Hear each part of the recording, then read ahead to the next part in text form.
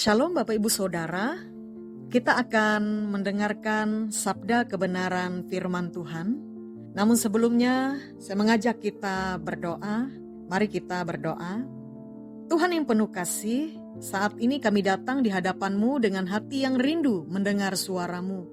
Tenangkan pikiran kami dan lembutkan hati kami, agar firman-Mu dapat menembus jiwa kami. Biarlah setiap kata dalam renungan ini menjadi pelita bagi langkah kami dan kekuatan untuk menjalani hari-hari kami. Kami siap mendengarkan Engkau ya Tuhan. Dalam nama Yesus kami berdoa. Amin.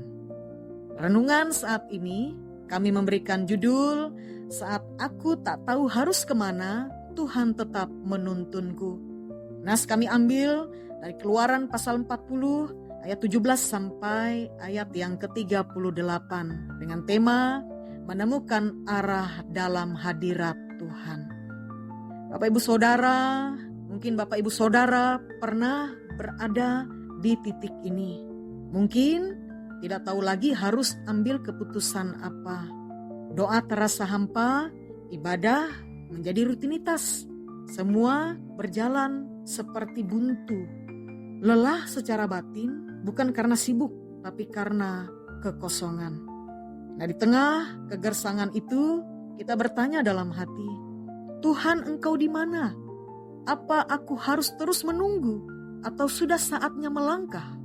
Keluaran pasal 40 ayat 17 sampai 38 bukan hanya catatan sejarah tentang tenda ibadah. Ini adalah kasih tentang Tuhan yang hadir, Tuhan yang menuntun, dan umat yang belajar percaya. Yang pertama Bapak Ibu Saudara, kita melihat pada ayat 34 sampai ayat 35. Hadirat Tuhan bukan sekedar tempat tapi penyertaan. Lalu awan menutupi kemah pertemuan dan kemuliaan Tuhan memenuhi kemah suci. Musa tidak dapat masuk ke dalam kemah pertemuan karena awan itu tinggal di atasnya. Setelah seluruh pekerjaan selesai, tabernakel berdiri, Musa sudah melakukan segalanya sesuai perintah Tuhan. Tapi justru saat semuanya siap, Musa tidak bisa masuk. Kenapa? Karena Tuhan ingin menunjukkan. Yang pertama, yang terpenting bukan kamu tapi aku. Bukan tempatnya, tapi hadiratku di dalamnya. Berapa banyak dari kita yang hari-hari ini merasa seperti Musa. Kita sudah berdoa, berusaha bekerja keras, melayani, tapi rasanya Tuhan belum juga masuk ke dalam rencana kita. Mungkin karena kita perlu berhenti sejenak, bukan menyerah, tapi untuk menyadari bahwa hidup ini bukan tentang kita, tapi tentang penyertaannya dalam hidup kita. Yang kedua, ayat 36 sampai 37, menunggu di saat Tuhan belum mengangkat awan. Apabila awan itu naik, mereka berangkat, tapi jika tidak, maka mereka pun tidak berangkat. Ini adalah ayat yang sederhana, tapi berat. Menunggu, tidak bergerak, tidak ada kepastian. Mungkin Bapak Ibu Saudara sedang ada di fase ini. Dan itu melelahkan. Kita hidup di dunia yang mengagungkan kecepatan. Semakin cepat semakin sukses. Tapi Tuhan mengajar kita, iman bukan soal cepat tapi soal tepat. Kadang diam adalah bentuk iman terbesar. Bukan karena kita tidak bertindak, tapi karena kita tahu, aku tidak mau pergi kalau Engkau tidak memimpin Tuhan. Dan ini bukan kelemahan, ini kekuatan. Karena kita sedang belajar berjalan bersama Tuhan, bukan mendahuluinya. Nah, yang ketiga, ayat 38, tiang awan dan tiang api, Tuhan hadir di setiap musim. Awan Tuhan itu ada pada siang hari, api ada di dalamnya pada malam hari. Apa artinya bagian ini? Siang hari saat terang, saat hidup baik-baik saja, Tuhan tetap hadir. Malam hari, saat gelap, saat Bapak Ibu Saudara tidak bisa melihat apapun, Tuhan juga tetap ada menjadi terang di tengah malam. Malam tidak membuat Tuhan menjauh.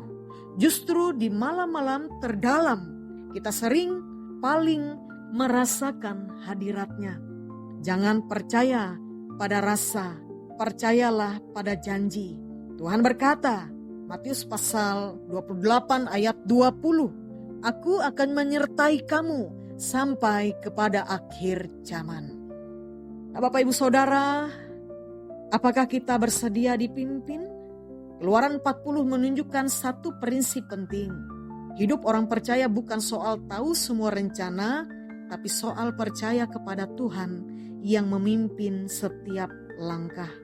Banyak orang hari ini punya rencana hebat, tapi tanpa hadirat Tuhan. Ingin jawaban cepat, bukan proses yang membentuk. Berdoa untuk berkat, bukan untuk penyertaan. Tapi Tuhan mau kita kembali ke hal yang mendasar. Tuhan, kalau Engkau tidak jalan, aku pun tidak mau jalan. Apapun musim hidup Bapak Ibu Saudara saat ini, entah terang atau gelap, menunggu atau berjalan, satu hal yang pasti, hadirat Tuhan ingin menyertai. Jangan kejar kecepatan, kejar hadirat-Nya. Karena dalam hadirat-Nya kita akan menemukan arah, damai, dan kasih yang tak tergantikan. Mari kita berdoa. Tuhan, kami datang dengan hati yang lelah dan langkah yang ragu. Kami sering bertanya, kemana harus melangkah? Apakah Engkau masih menyertai? Tapi hari ini kami diingatkan, Engkau tidak pernah jauh. Saat kami tidak tahu arah, Engkaulah arah kami. Saat kami merasa gelap, Engkaulah terang kami. Ajar kami untuk tidak berjalan mendahului-Mu, tapi menunggu, mengikuti dan percaya. Tuhan, jika Engkau tidak memimpin, jangan biarkan kami bergerak. Penuhi hidup kami dengan hadirat-Mu, seperti Engkau memenuhi kemah suci, dan tuntunlah kami hari demi hari, dalam terang dan gelap, dalam diam dan berjalan. Kami percaya lebih baik menunggu bersama-Mu daripada berlari sendirian. Dalam nama Yesus kami berserah.